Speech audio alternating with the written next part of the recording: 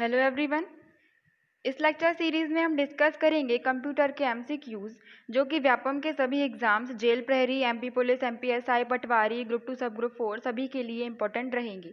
उसके अलावा ये एसएससी, बैंकिंग और ऑल कॉम्पिटिटिव एग्जाम्स के लिए भी यूजफुल रहेंगे। तो कंप्यूटर का ये है पार्ट 1। फर्स्ट क्वेश्चन है, किसी फाइल को प्रिंट करने के लिए कौन सी शॉर्टकट की का उपयोग किया जाता है? किसी फाइल या डॉक्यूमेंट या पेज को प्रिंट करने के लिए कौन सी शॉर्टकट की यूज की जाती है? फर्स्ट ऑप्शन देखें तो कंट्रोल+V। कंट्रोल+V का यूज पेस्ट करने के लिए किया जाता है। पेस्ट करने के लिए शॉर्टकट की होती है कंट्रोल+V। मान लिया ये एक पेज है किसी फाइल का या डॉक्यूमेंट का। अब इसमें से हमें इतने पार्ट को कॉपी करना है और किसी दूसरी जगह पर पेस्ट करना है। तो सबसे पहले इतने पार्ट को हम सिलेक्ट करेंगे। माउस कर्सर को प्रेस करके स्क्रॉल डाउन करते हुए जहां तक सिलेक्ट करना है उतना सिलेक्ट करेंगे। सिलेक्ट करने के बाद कंट्रोल+C प्रेस करेंगे। कॉपी करने के लिए शॉर्टकट की होती है कंट्रोल+C। कॉपी करने के बाद जहां पर इसे पेस्ट करना है वहां जाकर कंट्रोल+C प्रेस करेंगे, जिससे ये उस नई जगह पर जाकर भी पेस्ट हो जाएगा और ये यहाँ पर भी रहेगा और उस नई डेस्टिनेशन पर भी रहेगा। अगर हम चाहें तो इस पार्ट को हम कट भी कर सकते हैं। कट करने के लिए शॉर्टकट की होती है कंट्रोल+X।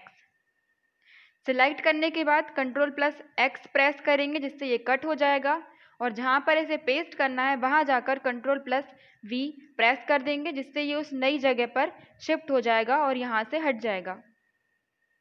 थर्ड ऑप्शन है कंट्रोल+P। तो इस फर्स्ट क्वेश्चन का राइट आंसर है कंट्रोल+P। किसी फाइल को प्रिंट करने के लिए शॉर्टकट की होती है कंट्रोल+P। फोर्थ ऑप्शन देखें तो कंट्रोल+A। कंट्रोल+A से पूरी फाइल को या पूरे डॉक्यूमेंट को हम एक साथ एक ही बार में पूरा सिलेक्ट कर सकते हैं। सेकंड है मेमोरी स्टोरेज के लिए सही है। फर्स्ट ऑप्शन है KB greater MB greater GB। यहाँ अगर चारों ऑप्शंस में देखा जाए तो KB MB GB में ही दिया गया है, तो इसका सीक्वेंस हम बना लेते हैं।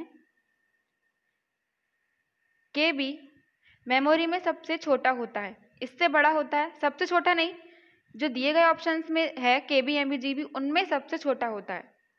KB से बड़ा होता है MB और MB से बड़ा होता है GB। तो इसका राइट आंसर हो जाएगा फोर्थ ऑप्शन।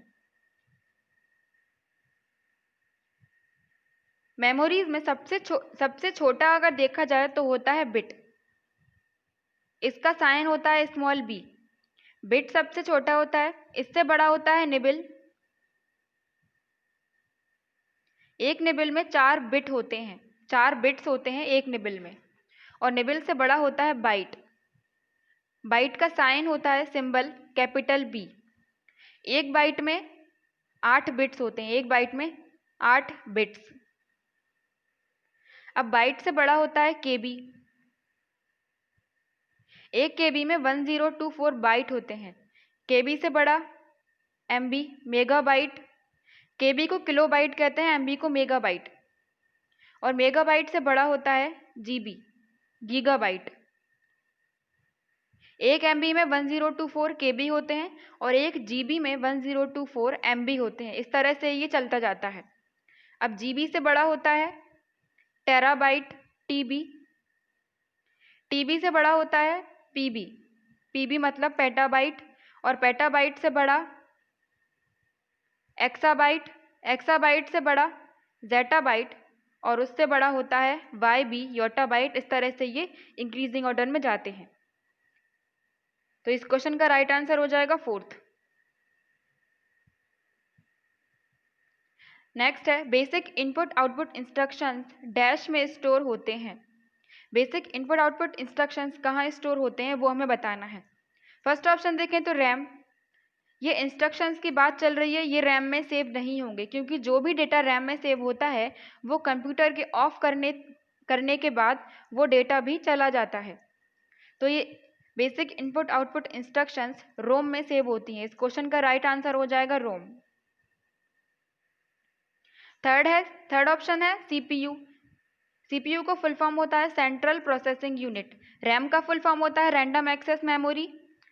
रोम का फुल फॉर्म होता है रीड ओनली मेमोरी। और सीपीयू का सेंट्रल प्रोसेसिंग यूनिट।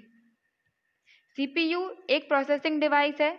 सीपीयू को कंप्यूटर का प्रोसेसर भी कहा जाता है और सीपीयू को कंप्यूटर का ब्रेन भी कहते हैं, ब्रेन। और सीपीयू को कंप्यूटर का हार्ट भी कहते हैं। तो इस तरह से क्वेश्चन आ जाता है कि what is the brain of computer, what is the heart of computer, तो आंसर हो जाएगा सीपीयू। और fourth option pen drive. Pen drive एक स्टोरेज डिवाइस है। इससे हम डेटा को इसमें हम डेटा को सेव करके किसी दूसरी डिवाइस में ट्रांसफर कर सकते हैं। तो इसका राइट आंसर हो जाएगा रोम। फोर्थ क्वेश्चन है, एमएस एक्सेल में एक रो और एक कॉलम के इंटरसेक्शन को या प्रतिच्छेदन को कहा जाता है। इसका राइट आंसर है सेल। रोज और कॉलम के इंटरसेक्शन को सेल कहा जाता है।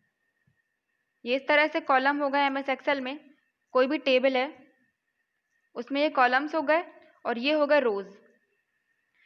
अब कॉलम्स के और रोज के इंटरसेक्शन को कहते हैं सेल, ये हो जाएगा सेल। ये सारे सेल्स हैं, तो इसका राइट आंसर हो जाएगा सेल। सेकंड ऑप्शन देखें तो वर्कशीट। वर्कशीट वर्कबुक के अंदर होती है। एक वर्कबुक में बहुत सारी वर्कशीट्स रहती हैं। अगर एग्जाम्पल देखा जाए तो अगर कोई बुक ले लें तो वो बुक हो जाएगी वर्कबुक और उस बुक में जो पेजेस होंगे वो हो जाएंगी वर्कशीट्स। एक वर्कबुक में कई वर्कशीट्स हो सकती हैं। थर्ड ऑप्शन है लेबल्स। लेबल्स कॉलम्स की हेडिंग्स, कॉलम्स का ही सेल एड्रेस कह सकते हैं हम। लेबल्स को सेल एड्रेस भी कह सकते हैं। सेल एड्रेस ये ए मान लेते हैं कि ए बी सी डी। अब इन सेल एड्रेस से रिलेटेड डेटा ही इन कॉलम्स में लिखा जाएगा। फोर्थ है डेटा। डेटा जो सेल में लिखा जाता है वो होता है डेटा। तो इसका राइट आंसर हो जाएगा सेल। सेल टू टाइप्स के होते हैं, एक्टिव सेल और पैसिव सेल। जिस सेल में करंट में अभी वर्क हो रहा है वो होता है एक्टिव सेल और उसके अलावा बाकी बचे जितने सेल होते हैं वो होते हैं पैसिव सेल। फिफ्थ क्वेश्चन है, एमएस एक्सेल में सभी फॉर्मूलाज डैश से स्टार्ट होते हैं। एमएस एक्सेल में फॉर्मूलाज किस साइन से स्टार्ट होते हैं वो बताना है। फर्स्ट ऑप्शन है at the rate. At the rate नहीं है, at the rate email address में यूज किया जाता है पर एमएस एक्सेल में फॉर्मूलाज में यूज नहीं करते हैं, तो एट द रेट गलत है। सेकंड ऑप्शन इक्वल, ये इसका राइट आंसर है। एमएस एक्सेल में सभी फॉर्मूलाज इक्वल साइन से स्टार्ट होते हैं। सबसे पहले इक्वल लिखा जाता है, उसके बाद फॉर्मूला लिखते हैं। थर्ड ऑप्शन है परसेंटेज। यूनिक्स के सारे कमांड्स परसेंटेज साइन से स्टार्ट होते हैं। यूनिक्स एक मल्टी यूजर ऑपरेटिंग सिस्टम है, तो यूनिक्स में सारे कमांड्स परसेंटेज साइन से स्टार्ट होते हैं। फोर्थ है डॉलर। एमएस एक्सेल के सभी कमांड्स डॉलर साइन से स्टार्ट होते हैं। सभी फॉर्मूलाज इक्वल से स्टार्ट होते हैं एमएस एक्सेल में, पर एमएस एक्सेल में सारे कमांड्स डॉलर साइन से स्टार्ट होते हैं, तो इसका राइट आंसर हो जाएगा इक्वल।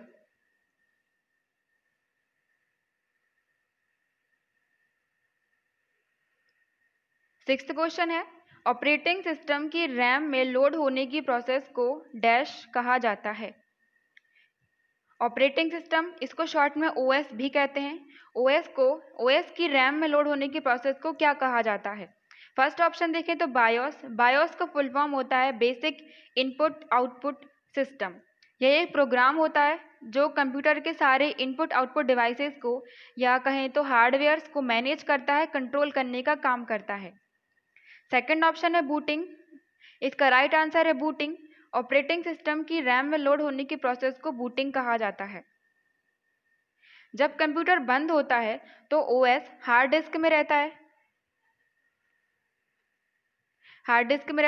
और जब हम उसे स्टार्ट करते हैं तो वो रैम में लोड होता है। तो हार्ड डिस्क से जब रैम में लोड होगा ओएस तो उस प्रोसेस को ही बूटिंग कहा जाता है।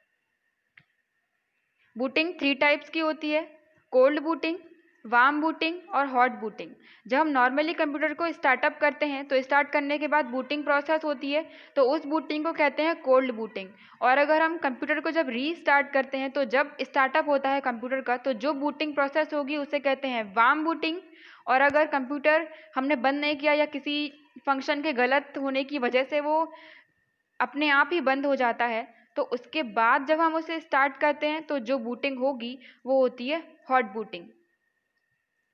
थर्ड ऑप्शन है स्कैनिंग। स्कैनिंग एक प्रोसेस होती है जिसमें वायरस को डिटेक्ट किया जाता है और रिमूव किया जाता है। फोर्थ ऑप्शन है स्पूलिंग।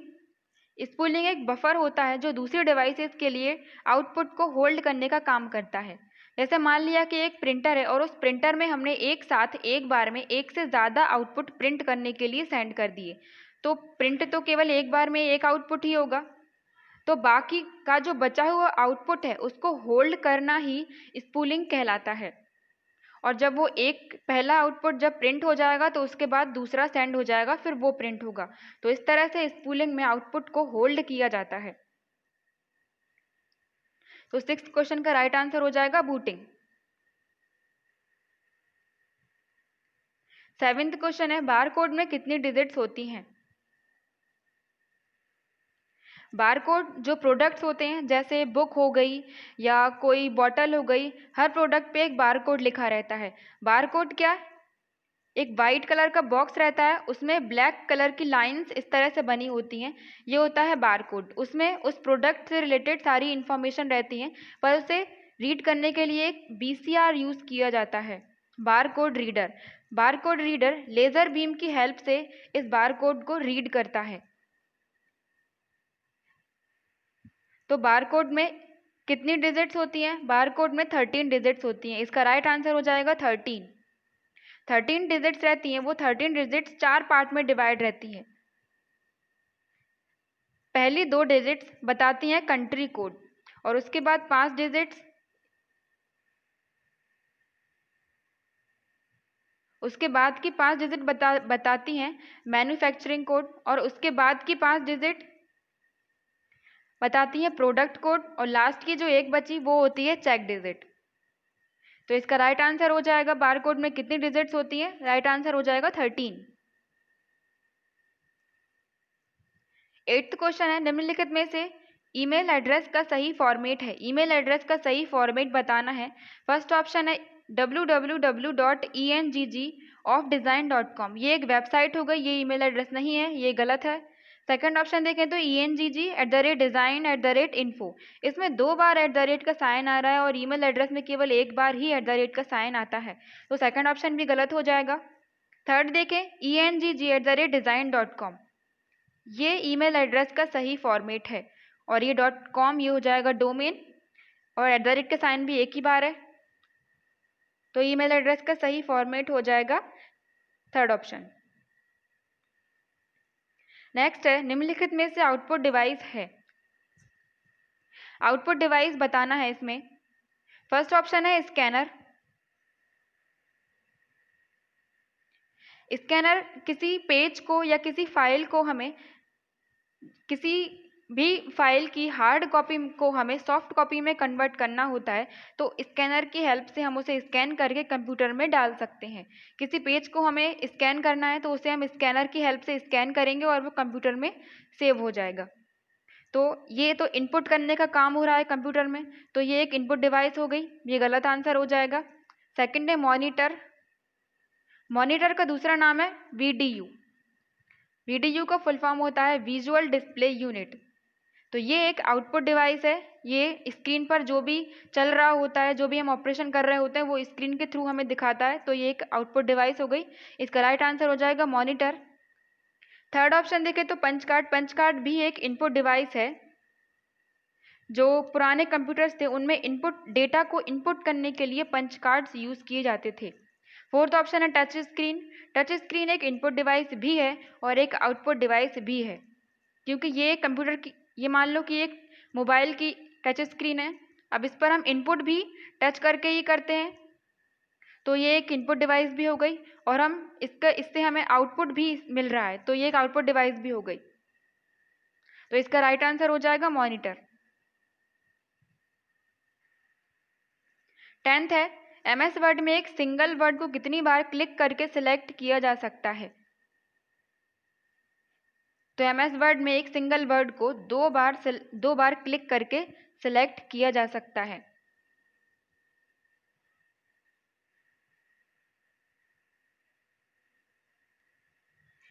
11th क्वेश्चन है VGA का फुल फॉर्म है।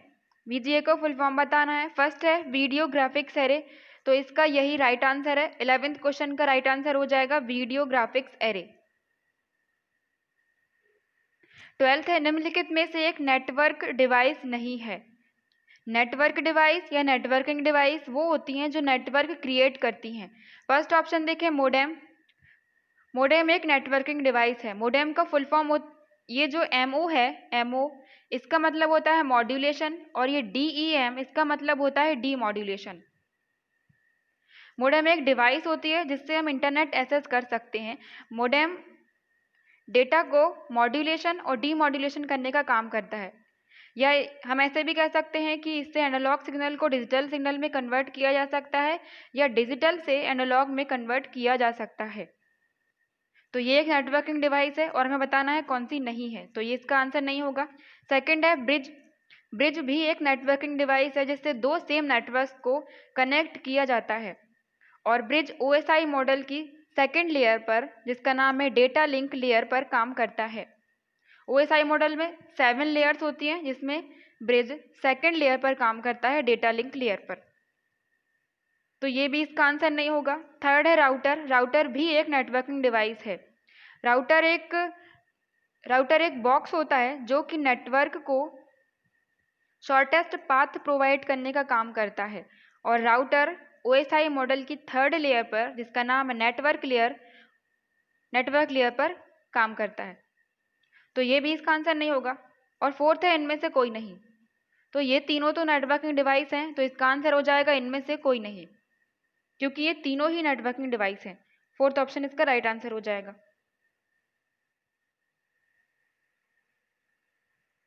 13th है आईपी एड्रेस में कितनी बिट्स होती हैं। आईपी एड्रेस इंटरनेट पर डिवाइस का आइडेंटिफायर होता है। आईपी एड्रेस में 32 बिट्स होती हैं। सेकंड ऑप्शन इसका राइट आंसर हो जाएगा। अब वो 32 बिट्स का होता है आईपी एड्रेस। वो 32 बिट्स एक साथ नहीं होती हैं, 4 ब्लॉक्स में डिवाइड रहती हैं, और ये इनके बीच में डॉट्स लगा रहते हैं। बीच में एक डॉट लगा रहता है, और ये हर एक ब्लॉक 8-8 बिट का होता है। तो आईपी एड्रेस में 4 ब्लॉक्स होते हैं, फर्स्ट, सेकंड, थर्ड, फोर्थ, ये 4 ब्लॉक्स हो गए, और हर एक ब्लॉक 8 बिट का होता है। तो 8 4 बार 8 × 4 32, तो टोटल 32 बिट का होता है आईपी एड्रेस। और ये हर एक ब्लॉक की रेंज होती है, इसकी रेंज होती है 0 से 255, मतलब इसमें जो नंबर्स होंगे वो 0 से लेकर 255 के बीच में ही होंगे।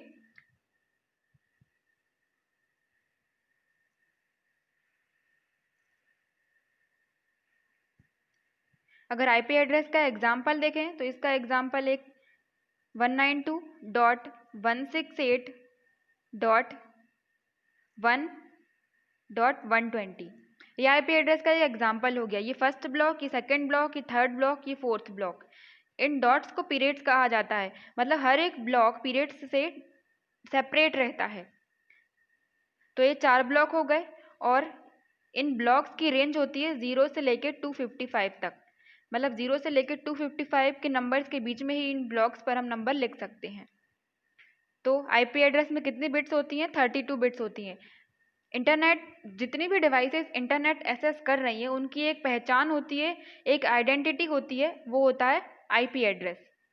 तो इसका राइट आंसर हो जाएगा 32। 14th है जब आप किसी जानकारी को कट या कॉपी करते हैं तब यह कहाँ रहती है। ये एक पेज है, इसमें से हमने जैसे इतना पार्ट हमें कॉपी करना है, इसे सिलेक्ट करने के बाद हम कट करेंगे या कॉपी करेंगे। तो कट करने के बाद या कॉपी करने के बाद वो डेटा कहाँ जाता है? वो उतना पार्ट जो भी हमने कॉपी किया है वो क्लिपबोर्ड में सेव हो जाता है, और जब पेस्ट करते हैं तो वहाँ पर पेस्ट हो जाता है।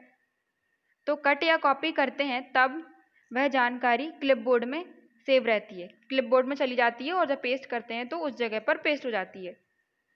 फर्स्ट ऑप्शन जो था डस्टबिन, ये तो होगा भी नहीं। Second motherboard. मदरबोर्ड एक सर्किट बोर्ड होता है, क्योंकि मदरबोर्ड को कंप्यूटर का एक सर्किटरी सिस्टम भी कहा जाता है। क्लिप आर्ट, ये भी नहीं होगा। इसका राइट आंसर हो जाएगा क्लिपबोर्ड। 15th है मोडेम कन्वर्ट या परिवर्तित करता है। मोडेम कौन से सिग्नल्स को किस में कन्वर्ट करता है वो बताना है हमें। फर्स्ट ऑप्शन है एनालॉग सिग्नल्स को डिजिटल सिग्नल्स में, सेकंड है डिजिटल सिग्नल्स को एनालॉग सिग्नल में, थर्ड है दोनों, एक और दो दोनों, फोर्थ है इनमें से कोई नहीं। तो इसका राइट आंसर हो जाएगा थर्ड, मतलब फर्स्ट ऑप्शन भी सही है और सेकंड ऑप्शन भी सही है। मोडेम एनालॉग सिग्नल्स को डिजिटल में भी कन्वर्ट करता है और डिजिटल को एनालॉग सिग्नल्स में भी कन्वर्ट करता है, तो थर्ड इसका राइट आंसर हो जाएगा। 16th क्वेश्चन है वाईफाई का फुल फॉर्म क्या है। फर्स्ट है वायरलेस फोकस, ये गलत है। वायरलेस फाइडेलिटी, ये इसका राइट आंसर है। वाईफाई का फुल फॉर्म हो जाएगा wireless fidelity, second option. 17th question है कंप्यूटर की डैश यूनिट कंप्यूटर के सभी पार्ट्स को मैनेज करने का काम करती है। फर्स्ट है लॉजिक यूनिट। लॉजिक यूनिट इसका राइट आंसर नहीं है क्योंकि लॉजिक यूनिट से सारे लॉजिकल ऑपरेशंस को मैनेज किया जाता है। सेकंड है अर्थमेटिक यूनिट। अर्थमेटिक यूनिट ये भी आंसर नहीं है क्योंकि अर्थमेटिक ऑपरेशन जैसे प्लस माइनस डिवाइड इस तरह के ऑपरेशन इससे ऑपरेट किए जाते हैं। थर्ड है कंट्रोल यूनिट, ये इसका राइट आंसर है। कंट्रोल यूनिट ही कंप्यूटर के सभी पार्ट्स को मैनेज करने का काम करती है। फोर्थ है नन ऑफ दिस, तो ये तो होगा नहीं। 17th क्वेश्चन का राइट आंसर हो जाएगा कंट्रोल यूनिट। 18th है निम्न में से किस की का उपयोग एक्टिव विंडो को मिनिमाइज करने के लिए किया जाता है। एक्टिव विंडो को मिनिमाइज करने के लिए कौन सी शॉर्टकट की यूज की जाती है। मिनिमाइज करने के लिए सबसे ऊपर राइट साइड में क्रॉस साइन के बगल में भी साइन बना रहता है, एक मैक्सिमाइज का और एक मिनिमाइज का। क्रॉस साइन के लेफ्ट साइड में मैक्सिमाइज मिनिमाइज दोनों के लिए एक आइकन बना रहता है, वहां से भी हम मिनिमाइज कर सकते हैं, पर यहाँ पर शॉर्टकट की पूछी है तो इसका राइट आंसर हो जाएगा विंडो लोगो की प्लस डाउन एरो की। विंडो लोगो, ये विंडो की एक की रहती है और डाउन एरो की को प्रेस करके हम डायरेक्ट मिनिमाइज कर सकते हैं। तो 18th क्वेश्चन का राइट आंसर हो जाएगा फोर्थ। नेक्स्ट है 19th क्वेश्चन, एसएमएस का फुल फॉर्म होता है। फर्स्ट है short message service, short mail service, simple mail service, simple message service. तो इसका राइट आंसर हो जाएगा शॉर्ट मैसेज सर्विस। एसएमएस का फुल फॉर्म होता है short message service, first option. Next है 20 क्वेश्चन, कीबोर्ड पर कौन सी की का उपयोग हम कर्सर के लेफ्ट साइड में टाइप किए गए टेक्स्ट को मिटाने के लिए करते हैं। ये कर्सर है और कर्सर के मान लो ये कुछ डेटा लिखा हुआ है, ये लिखा हुआ है, ये कुछ भी लिखा हुआ है, एक पेज पर सब कुछ ये लिखा हुआ है डेटा। अब यहाँ पर कर्सर है और कर्सर के लेफ्ट साइड पर जो भी लिखा हुआ है डेटा उसको डिलीट करने के लिए कौन सी की का यूज किया जाता है वो बताना है। फर्स्ट है caps lock. Caps lock answer नहीं होगा क्योंकि कैप्स लॉक से जो इंग्लिश अल्फ़ाबेट्स होते हैं उनको बड़ा या छोटा किया जाता है। सेकंड है डिलीट, ये भी आंसर नहीं होगा क्योंकि डिलीट की से मिटा तो सकते हैं लेकिन डिलीट की के पहले हमें उस उतने पार्ट को सिलेक्ट करना होता है और सिलेक्ट करने के बाद जब डिलीट की प्रेस करते हैं तो उतना पार्ट डिलीट हो जाता है।